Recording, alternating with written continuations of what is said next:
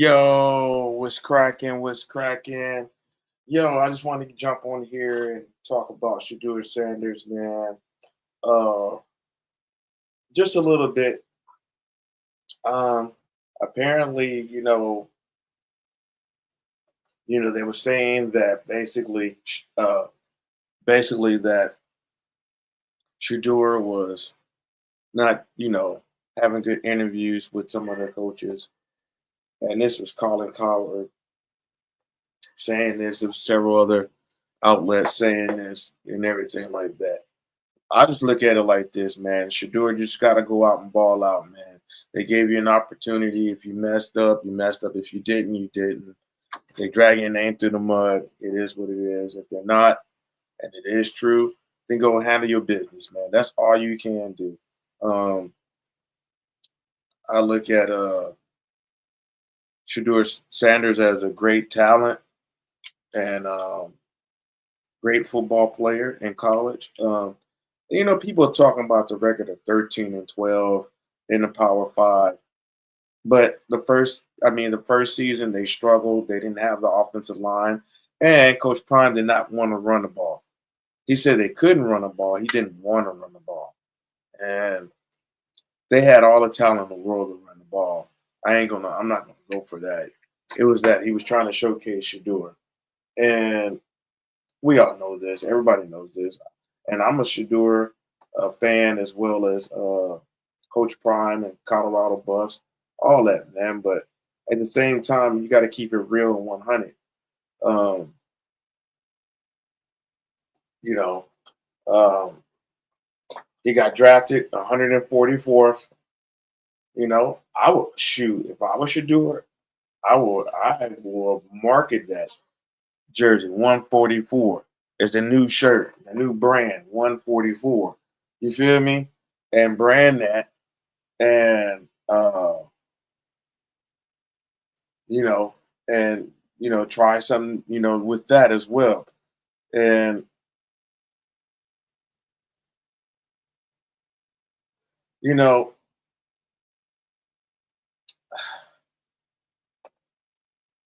people want to talk down on the young man, and people want to say this to say that, and he does come off kind of arrogant because he got that from his dad built him up like that. And I don't think he knows any better. I watched some videos with him and Cam Ward talking, and I was concerned about that back then when I was watching the videos, and it was a little disturbing. But because Cam Ward said, I play football, you know, I play football, I'm not worried about rapping or anything like that. He laughed it off, you know what I mean? Like, dog, come on, you know, and I just look at it like, you gotta focus on what you got in front of you right now. Right now it's football. I will push all that music and stuff aside because right now you only a $1 million man. So if you want to go up in the game, you're gonna have to focus on one thing to get the other. Now his dad was able to play baseball and football and capitalize on that. But I look at it like you got to um, I wouldn't say humble yourself, but you got to rethink some things and how you came off. Sometimes we come off wrong to people, and then we have to, you know, re I would say reevaluate on what we did and how we approach things to be better in the future. You know what I mean? And I think with Shedeur Sanders, he's got an opportunity, but man, the opportunity is real tight. With you got you got you got four other quarterbacks right in front of you. So that's going to be a real tough task. But if he can beat out all four quarterbacks, and Dylan Gabriel is no slouch. Everybody, saying, "Oh, he'll beat out Dylan Gabriel," but Dylan Gabriel was not at Oregon or Oklahoma or even UCF for no reason. The dude was balling out at all three schools. So you kind of got to look at that.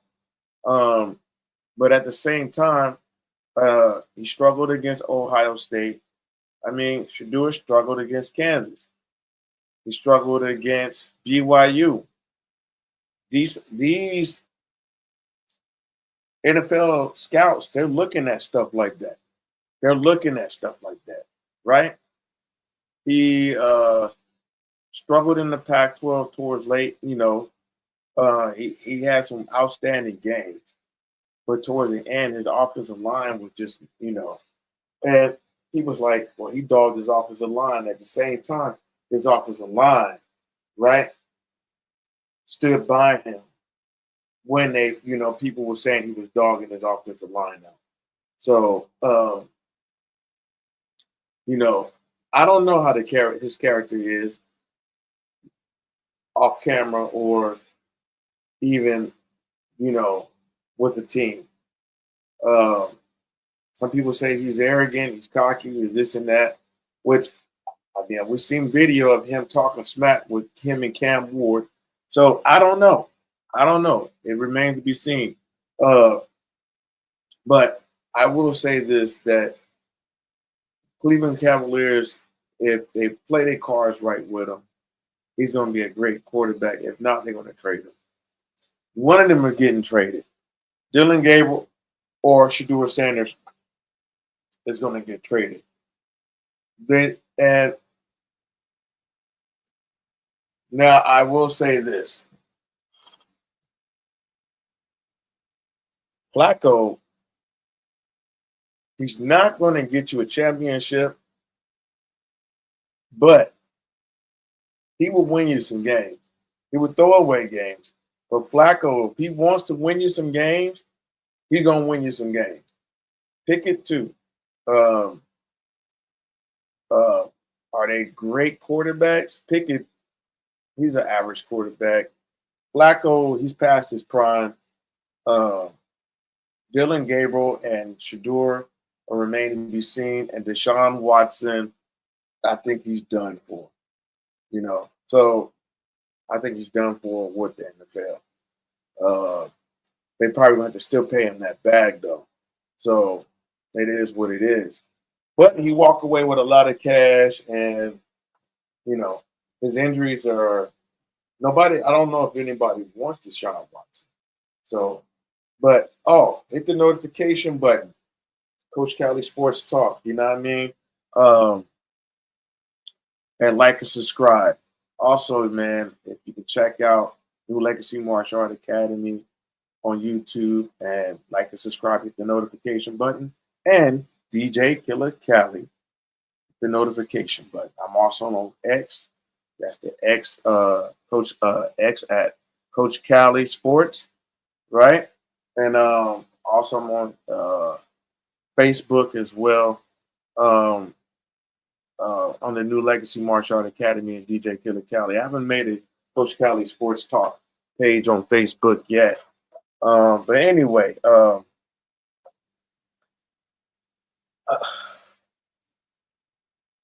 it's just crazy, what he's going through right now. But, man, he's got to put in the work.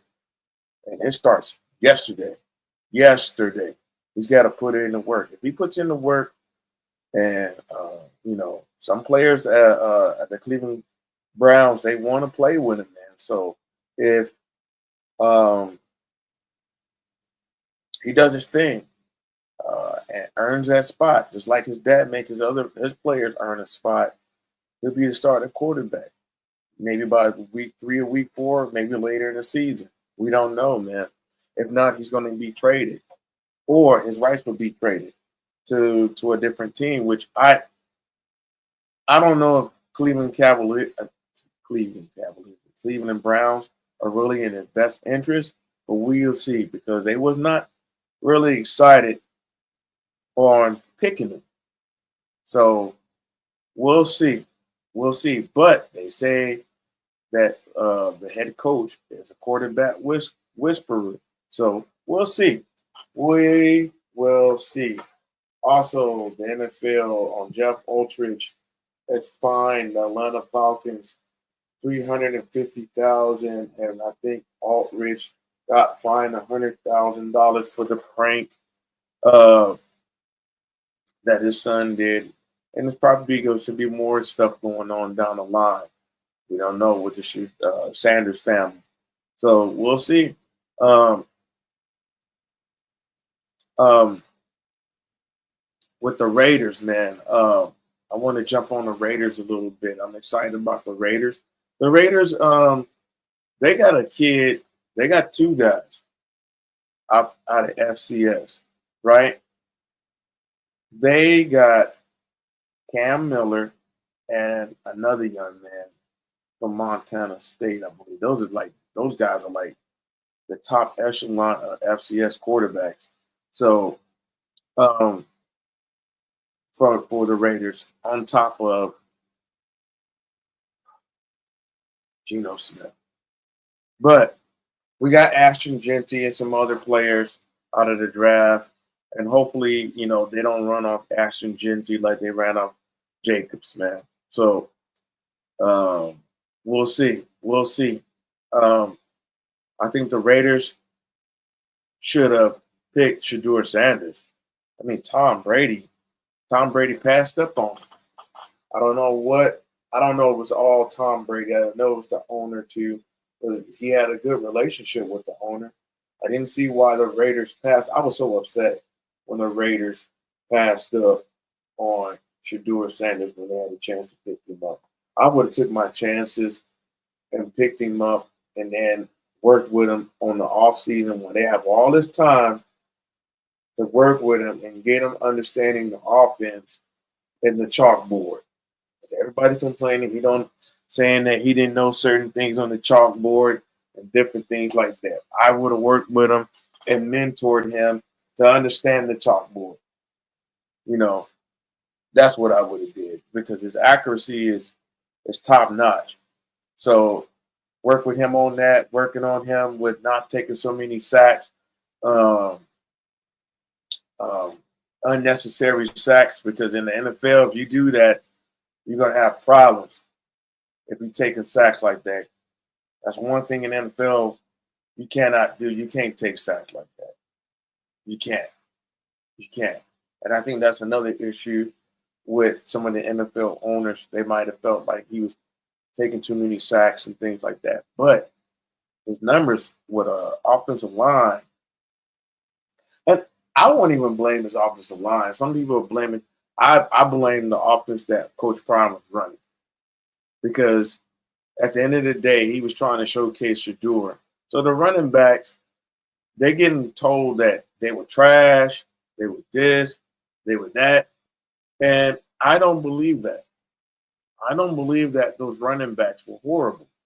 I believe that Coach Prime was set in his ways to throw the ball, right? Which I don't understand. Like they ran the ball way more at Jackson State, right? With the running game that they had. What's my man's name? Savion Wilkerson. Savion Wilkerson got over 1,000 yards over there at Jackson State.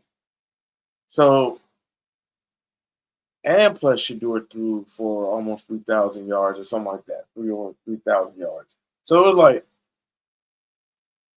it don't make sense why they were doing that at Colorado when they had the running backs to run. And I don't know. I've always questioned that. I always questioned that. And their offensive line was not trash. Those guys were not trash. It was the style of offense they were trying to run. And now they're trying to run the ball with Caden Salters. See, he's a running quarterback. Shedeur is a pocket passer. He can run though. Shedeur can run. He's not slow, but he can run. But I think also too that Shedeur should have did a pro day.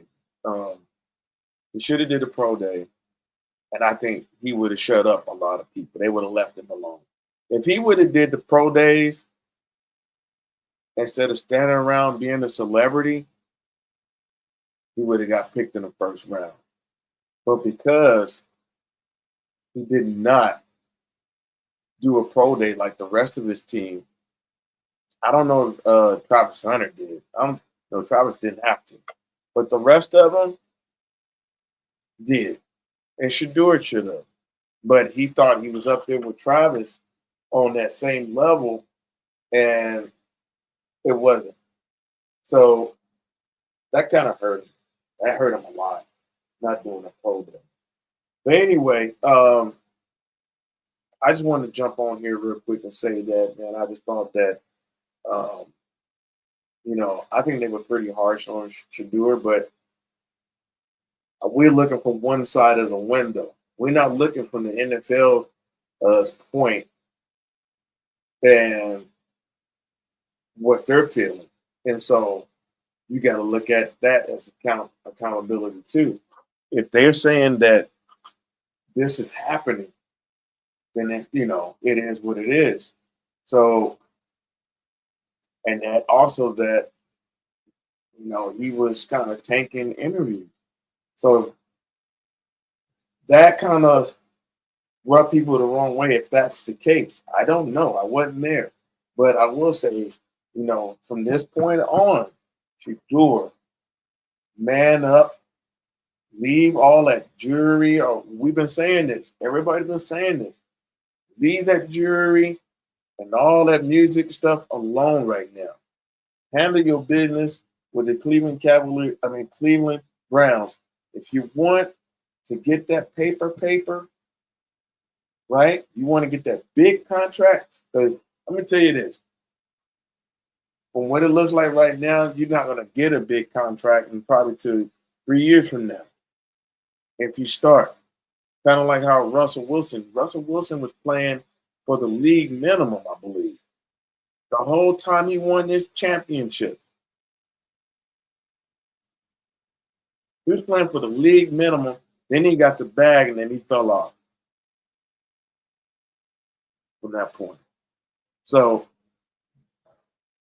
Kirk Cousins, he bounces around. He's an average quarterback that can get you to the playoffs every once in a while. Right? But he's pretty accurate. So, but he gets that bag.